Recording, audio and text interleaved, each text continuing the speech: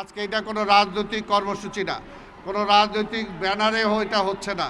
প্রত্যেকটা শিক্ষা প্রতিষ্ঠানের প্রধান শিক্ষক প্রিন্সিপালরা একত্র হয়ে আজকে টোটাল মোহাম্মদপুর, আপনারা জানেন যে আইন শৃঙ্খলার যে আজকে অবনতি হয়েছে, বাংলাদেশে আইন শৃঙ্খলার সবচেয়ে খারাপ পরিস্থিতির কোনো নাম্বার আসলে সেটা মোহাম্মদপুরের নাম 1 নম্বরে আসে।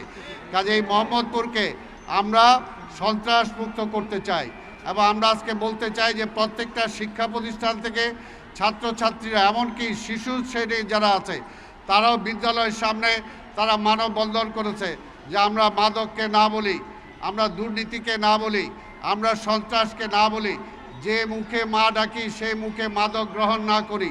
আজকে এই সমস্ত স্লোগান নিয়ে কোমলমতি শিশুরাও আজকে বিভিন্ন এলাকায়, আমি ঘুরে আসছি অনেক এলাকায়, যে তারা বিদ্যালয়ের সামনে, কলেজের সামনে তারা সেখানে মানববন্ধন করেছে। আজকে এইখানে যারা আছেন আপনারা অনেক আগে এসেছেন, গরমের মধ্যে আমি জানি ইতিমধ্যে হয়তো অনেকে চলে গেছেন। যারা আছেন আমরা একটা শর্ট র্যালি করব এখান থেকে আমাদের প্রধান অতিথির বক্তব্য শোনার পরে। আমি অবশ্যই আজকে কেন্দ্রীয় কলেজের প্রিন্সিপাল জনাব মহিউল্লাহ সাহেব সহ আজকে বিভিন্ন প্রতিষ্ঠানের প্রিন্সিপাল এবং প্রধান শিক্ষক যারা আছেন তাদেরকে আমি ধন্যবাদ জানাই যে এই ধরনের একটি ব্যতিক্রমধর্মী কর্মসূচি আপনারা নিয়েছেন।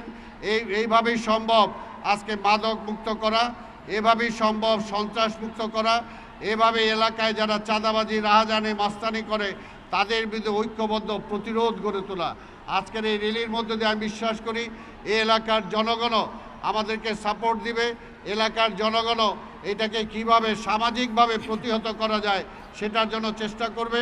এবং এর আগের সভায় এইখানকার পুলিশের কর্মকর্তা, ওসি সহ অন্যরা উপস্থিত ছিলেন, তারাও কথা দিয়েছেন যে সম্মিলিতভাবে সবাই আমরা চেষ্টা করব মোহাম্মদপুরকে একটি বসবাসযোগ্য রাখার জন্য।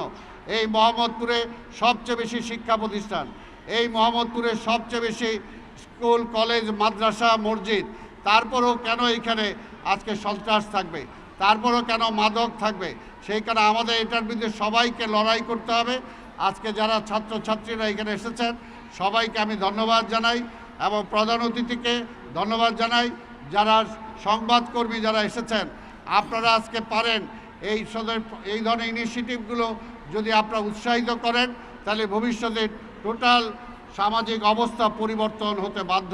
তাই বিশ্বাস করি আপনাদের লেখনের মাধ্যমে, আপনাদের প্রকাশনার মাধ্যমে জনসচেতনতা গড়ে উঠবে এবং ভবিষ্যতে এই ধরনের কর্মসূচি আরও শিক্ষা প্রতিষ্ঠানরা গ্রহণ করবে।